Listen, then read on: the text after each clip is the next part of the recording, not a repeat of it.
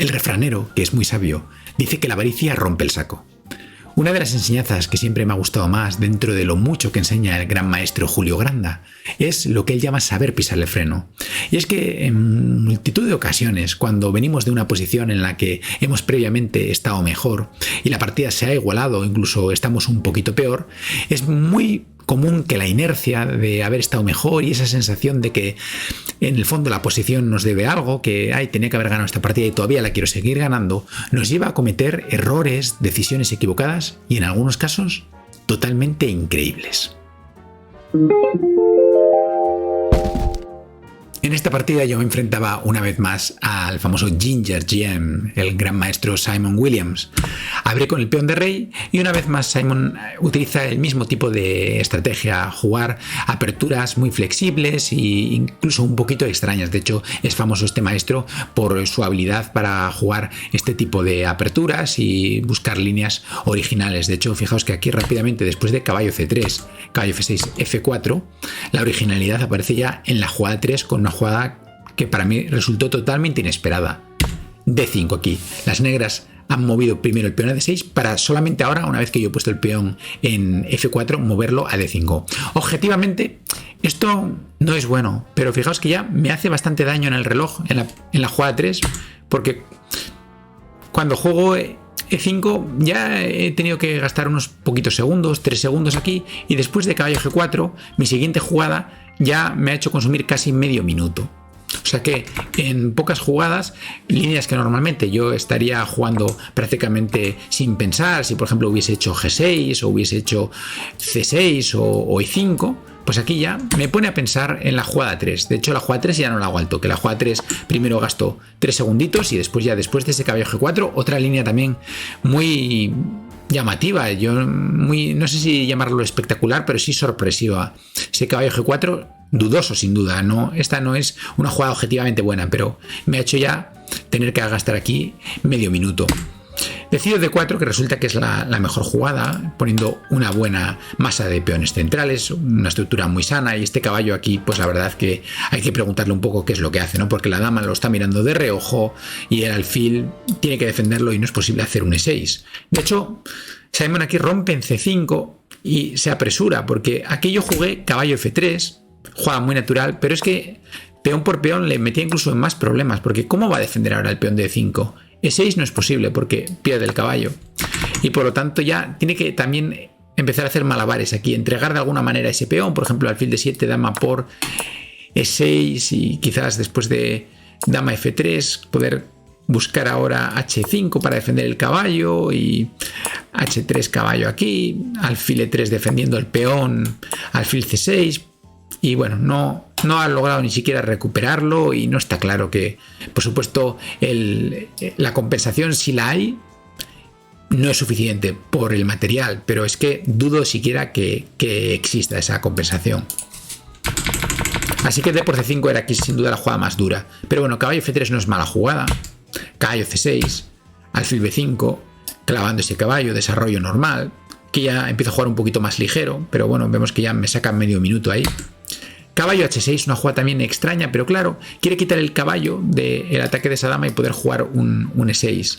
Aquí no obstante ya veo que esto es muy molesto, el tocar en D5, así que juega E6 y aquí alfil E3 defendiendo bien desarrollo y el peón que tengo de más lo defiendo y le pregunto un poquito a ver cómo lo va a recuperar.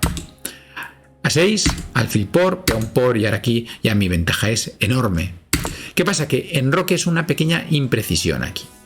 Porque la única manera que tiene de seguir un poquito en la partida es hacer dama 5 para tratar de recuperar aquí. Por lo tanto, una jugada como A3 o una jugada que evita dama 5 por B4 o una jugada como caballo A4 para buscar caballo B6 y además si dama 5 jaque tenemos este C3 que es muy sólido porque no solo cubre el jaque sino que defiende el caballo con la dama. Este tipo de jugadas eran ya mucho mejores, mucho más precisas. Estamos hablando de casi más 2,5 de ventaja. Pero bueno, en Roque sigue manteniendo la ventaja. Dama 5 tampoco es el fin del mundo, aunque lleguen a comer en C5 simplemente quito el rey y ahora, por ejemplo, estoy amenazando caballo B3 ganando pieza y tengo una ventaja estática sin duda. No necesito tampoco definir la partida en una jugada, pero bueno, mucho más preciso era eso. Caballo F5, alfil F2, H5 y ahora ya B4. Ahora sí que consolido ya para siempre ese peón. A5, defiendo, picadura del escorpión por aquí, pero simplemente quito la torre, alfil E7 y caballo D4. El caballo aparece a la sombra del peón, atacando el peón de C6, ofreciendo eliminar el caballo F5, como de hecho pasó, caballo por D4, alfil por D4, torre B8, atacando el peón, jugada muy sencilla, lo defiendo simplemente, nada especial, alfil C4 y ahora aquí decido ya definir la posición con ese rey en el centro que no se puede enrocar fácil porque está el peón de H5 en el aire y juego F5. Simon captura y aquí juego E6, tratando de abrir la lata con ese rey en el centro y atacando el peón de G7. Y aquí, si F6, el problema es que tengo dama F3 atacando F5 y si G6 simplemente dama G3, muy molesto atacar ese peón, atacar la torre, de hecho torre G8 se encuentra con peón por y ahora estoy amenazando después de torre por ganar la dama con torre B8, esto es inasumible, ¿no? Está totalmente perdido aquí. Por lo que después de 6 juego alfil F6. Pero mi pregunta es, ¿qué jugada haríais ahora aquí con las blancas? Bueno, pues ahora aquí encontré esta jugada E7 que prácticamente deja la partida ya sentenciada porque ese peón hay que capturarlo, es totalmente inasumible dejar el peón. Si quita la dama, por ejemplo, después de alfil por peón por, tiene una estructura horrible y ese peón en E7 es un dolor de cabeza.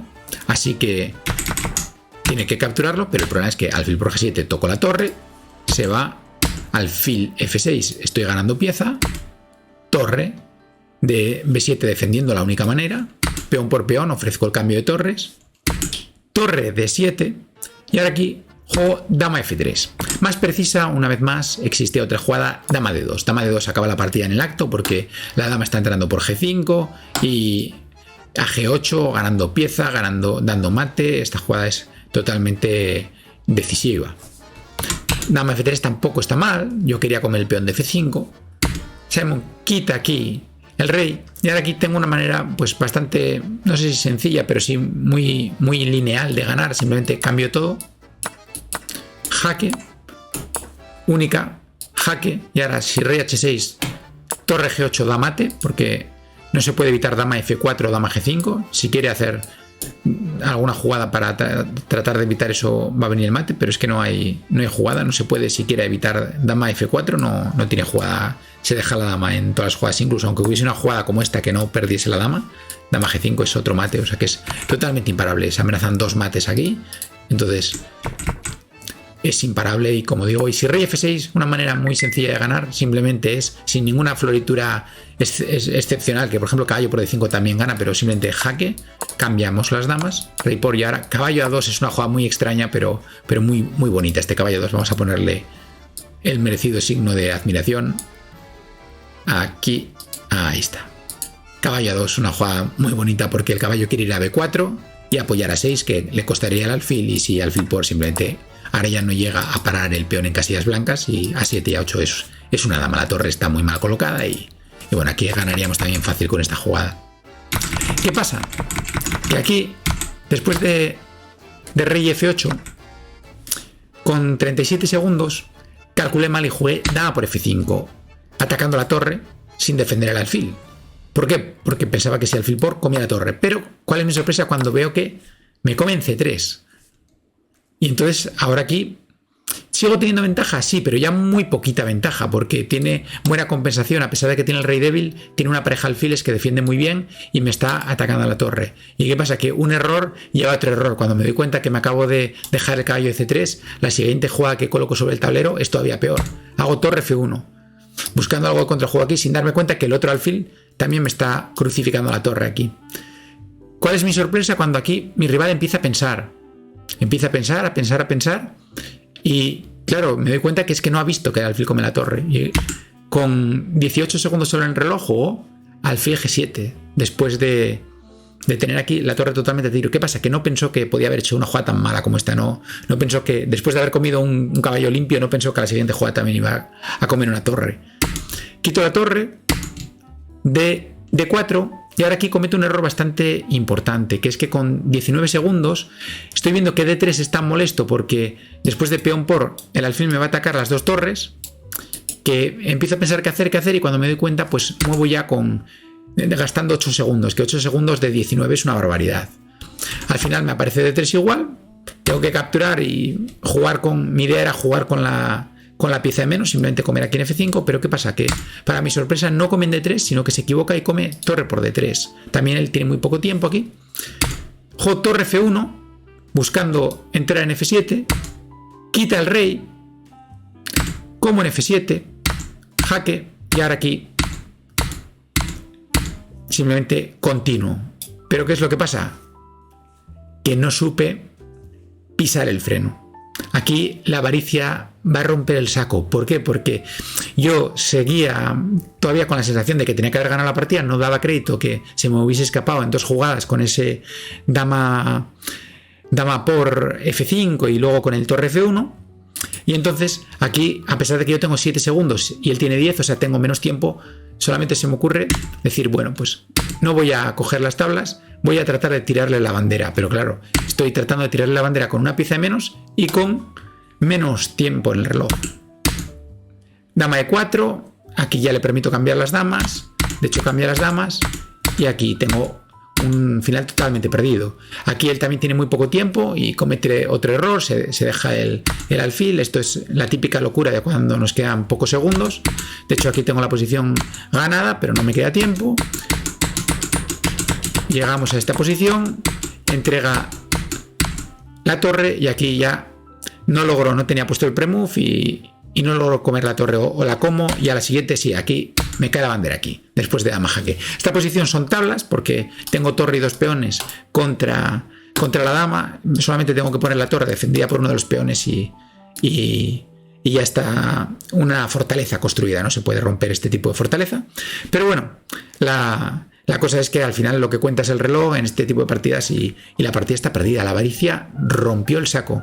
Un ejemplo que no es tanto de un patrón o de una posición concreta, sino más bien un concepto general, pero que espero que os pueda ayudar si os pasa algo similar en alguna de vuestras partidas. Esto es como jugar a la ruleta. Da igual que hayan salido 8 veces el rojo primero. Hay una vez más, un porcentaje igual de probabilidades, no el 50%, porque ya sabéis que el 0 que no gana, pero gana la banca, ¿no? Pero que hay un porcentaje de probabilidades igual de que salga rojo, de que salga negro. No, eso da totalmente igual. Da igual que lo que haya pasado antes, lo que cuenta es lo que hay ahora en el tablero. Y entonces tenemos que saber eso, abstraernos de lo que ha habido antes. Da igual que haya tenido una ventaja muy grande, que ahora lo que hay es lo que hay. En este caso, aquí por ejemplo, tenía que haber cogido las tablas, pero clarísimamente. Y continuado simplemente jaque, etcétera, y se acabó la partida, claro. Él no puede hacer alfil H6 porque entonces le pasa a él, la avaricia le rompe el saco a él porque tengo mate entonces, ¿no? Pero bueno, un ejemplo que creo que es muy plástico de todo lo que pasa en este tipo de partidas cuando no sabemos, como dice el gran maestro Julio Granda, pisar el freno. Vamos ahora con la pregunta del día. Bueno, pues la pregunta de hoy nos la hace FC Iglesias y dice así: estimado Pablo, quiero reiterarte una pregunta que te he hecho alguna vez ya hace mucho tiempo. Quienes llevamos años siguiéndote sabemos que eres médico cardiólogo. ¿Encuentras alguna hilación de pensamientos en común entre la práctica de la medicina, por ejemplo en la determinación precisa de un diagnóstico para indicar un tratamiento adecuado, y el ajedrez pensado como secuenciamiento lógico? Desde ya agradezco tu respuesta. Para ti toda mi admiración de siempre. Bueno, pues muchas gracias, FC Iglesias, por la pregunta. Y en este sentido, creo que sobre todo, si en algo se parece a la medicina y en algo se parece la cardiología, por ejemplo, al ajedrez, es precisamente en el reconocimiento de patrones y la importancia que tiene tanto en una como otra esfera. En el caso del ajedrez es claro, y ya hemos hablado mil veces de ello en toda esta serie de los 100 patrones que hay que saber. Y en el caso de la medicina es muy parecido. Y por ejemplo, en el caso de la cardiología se puede ver muy claramente en los electrocardiogramas. Los electrocardiogramas, aunque cada persona tiene el suyo y puedan parecer al ojo del neófito distintos, sí que existe una serie de patrones que, si sabemos lo que buscamos, los vamos a poder reconocer. Por lo tanto, lo importante es, lo primero de todo, es conocer los patrones, porque, claro, si no conocemos, aunque nos los encontremos por casualidad, y lo mismo nos pasa en el ajedrez, no los vamos a saber identificar. Pero sabiendo primero qué es lo que estamos buscando, una vez que lo veamos, lo vamos a saber reconocer, vamos a saber ponerle un nombre y vamos a saber, en este caso, darle una solución, bien con un tratamiento, si es la medicina, bien con una jugada o con un tratamiento también de la posición, si es en el caso del ajedrez. Por ejemplo, pues si vemos que tenemos un electrocardiograma con una preexcitación, un PR corto que sea sugestivo por la clínica del paciente de un síndrome de Wolff-Parkinson-White, pues podemos reconocer ese patrón y ponerle un nombre, hacer un diagnóstico y luego, si conocemos cuál es el tratamiento de esa enfermedad, de ese síndrome, pues lo proponemos al paciente, etcétera, o lo podemos llevar a cabo. Y lo mismo pasa en el ajedrez. En el ajedrez reconocemos un patrón, vemos, anda, pues aquí están estos peones doblados y tienen esta muleta. Conozco el patrón de la muleta, pues ya lo identifico, lo reconozco, le pongo un nombre, sé cuál es y también sé un tratamiento contra ello, ¿no? Sé que pues tengo que tratar de romperles esa muleta y dejarlos ya no solamente doblados, sino aislados, etcétera, este tipo de cosas, ¿no? Pues creo que esa es una de las relaciones más claras que hay, una de las similitudes mayores que existen entre la medicina y el ajedrez, eso, por lo menos a mi forma de ver. Y por supuesto esto no es algo privativo de la cardiología, ¿no? También sería propio de cualquier otra rama de la medicina, ¿no? Uno puede encontrar patrones también en una analítica, por ejemplo, ¿no? Seguro que un hematólogo viendo cómo se encuentra una serie blanca o cualquier cosa, pues va a poder ver en una analítica una serie de patrones que digan, esto es típico de esta enfermedad, etcétera, y conozco también cuál es el tratamiento. Bueno, creo que no solamente es propio de una rama en concreta, sino que de otras y también, por supuesto, no solamente el ajedrez y la medicina, sino la importancia de los patrones se ve en muchas cosas en la vida. Pero bueno, hoy no es el momento para tampoco ponerse a filosofar sobre todo esto. Así que espero que haya quedado respondida la pregunta de FC Iglesias. Y ahora sí, si os ha gustado el vídeo de hoy, se agradece que dejéis un like, un comentario. Os invito a que os suscribáis al canal si es que todavía no lo habéis hecho y que activéis la campanita para no perderos ninguna de las notificaciones. Y os recuerdo que todos los lunes os esperamos en cafeconelcapa.com con nuestro 3-2-1 ajedrecístico, con 3 problemas para mejorar vuestro cálculo, 2 consejos para mejorar vuestro ajedrez y una partida comentada. Una partida como esta. Hasta la próxima.